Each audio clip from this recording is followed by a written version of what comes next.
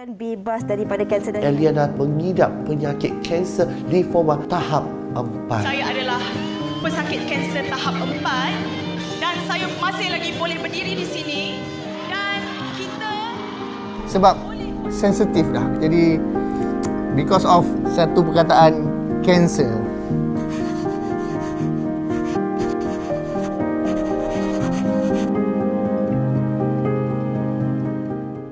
Hai, aku Eliana. Saya Khairul.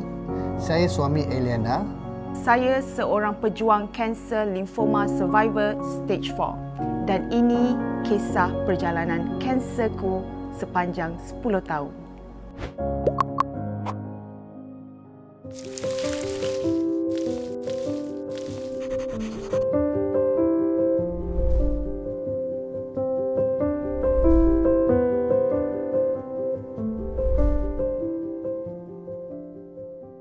Kemo ni adalah sejenis obat cecair yang dimasukkan di dalam badan kita. Pada awalnya, dia akan cocok di tangan saya lah, dekat urat kat sini. Sebab kemo saya 2 minggu sekali, jadi urat saya selalu pecah. Jadi tangan saya biru. Bila minggu yang kedua tu, tak tahu nak cocok kat mana dah. Semua dah biru, semua dah sakit. Jadi saya buat kemo pot di dada saya. Jadi setiap kali buat kemo, akan dicocok di kemo pot lah di sini. Dia terasa macam ada 1000 jarum dalam badan dia, mencucuk-cucuk dalam badan. Saya sampai tak tahu nak buat macam mana dah. Makan tak boleh, minum tak boleh. Rasa nak muntah, and kalau orang tak tahan memang akan muntah-muntah. Sebab saya pun pernah muntah. Ulcer, Panas. mulut pecah. Dia bukan pecah-pecah sikit tau. Lidah kita kan panjang. Jadi ulcer yang putih-putih tu sampai dekat dalam-dalam ni. Dia macam korang ambil pisau, iris-iriskan lidah tu. Sampai dia punya bercakap pun tak boleh tutup. Tengok-tengok mulut dia penuh semua dengan macam terbelah. Saya tengok pun, saya pun dah macam tak boleh berfikir macam mana dia ni nak makan, macam mana. Nak telan kita punya alio pun tak boleh. Sebab terlampau sakit. So doktor akan bagi satu obat kebas untuk kita nak makan kan, sebab kita perlukan makanan. Jadi nak tak nak kena paksa juga makan dan minum air. Kalau tak badan kita akan bertambah lemah. Dan seterusnya rambut akan gugur. Akar rambut tu akan jadi kering dan dia akan gugur sendiri. Dia bukan je gugur yang macam terus tiba-tiba licin, tak. Dia akan gugur satu. Dia macam bertumpuk-tumpuk gugur dia. Kulit akan terbakar. Kulit jadi kering je. Hitam, kusam. Dari segi fizikal, bila after kemo kedua tu, nampak memang betul-betul macam orang sakit dengan rambut yang dah jarang tekuk apa? Tercapuk-capuk. Badan bertambah gemuk sebab apa? Steroid. Jadi badan kita akan mengembang 3-4 kali ganda daripada badan asal. Dengan tengok wife terlentang hari-hari dekat atas katil, tak boleh makan, tak boleh tidur. Saya pun rasa macam kesian sangat-sangat. Hanya orang yang merasa je tahu betapa sakitnya, betapa stresnya. Sampai ke yang kemo kali keempat, itu the last kemo dia.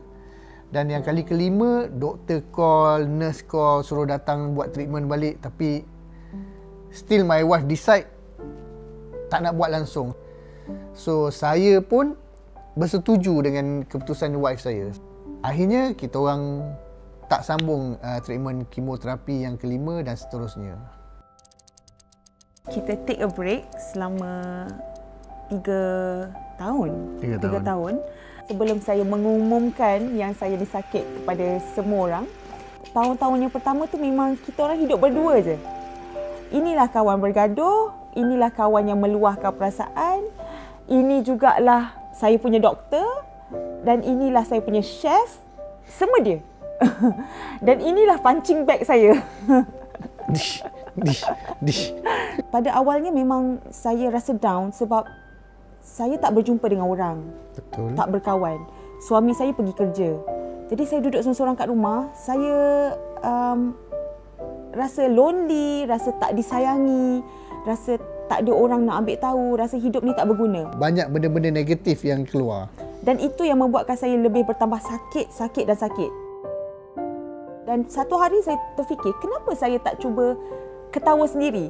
Maksudnya kalau tak ada orang tolong bagi saya ketawa, kenapa tak perlu saya cari ketawa tu?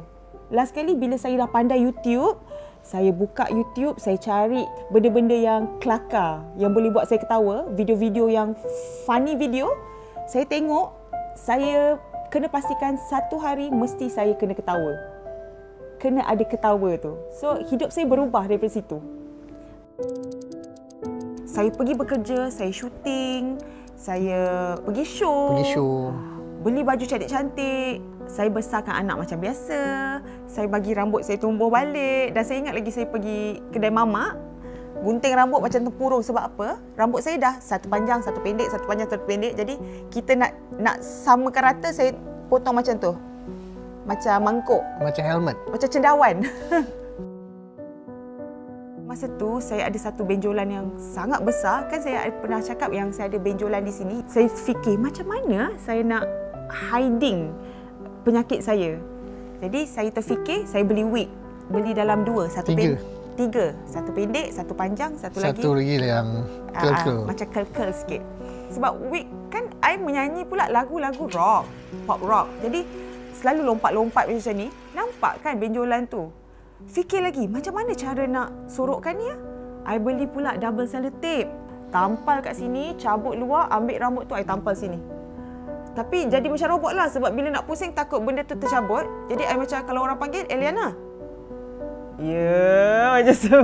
Letak, potong, letak, lepas tu kopik, lepas tu ambil rambut, letak. Kadang-kadang tak melekat, buat lagi, tarik. Sampai kadang-kadang kat sini tu dia jadi macam merah-merah semua. Tak apa, janji cover. Dalam masa 3 tahun tu, keyakinan diri pun dah bertambah. Saya kuatlah, maksudnya dari segi fizikal dan mental dah ready. And then baru saya continue untuk kemoterapi yang seterusnya. Itu pun atas kehendak saya sendiri. Betul. Sebab saya dah ada semangat untuk sembuh. Saya hormat dengan keputusan dia. Dengan masa yang sama saya terfikir-fikir, patut kita kena beritahu semua media. Pada 2017, Eliana mengambil keputusan untuk announce dekat semua audien, dekat semua media yang dia seorang pesakit kanser stage 4. Pada semua pesakit kanser, saya adalah pesakit kanser tahap 4 dan saya masih lagi boleh berdiri di sini dan kita boleh buat apa yang kita nak kalau kita kuat dan mahu. Itu semua. Baik, itu dia. Tepukan paling gemuruh untuk Eliana. Ya. Sama tuan-tuan dan puan, kita dah berada di penghujung apa kata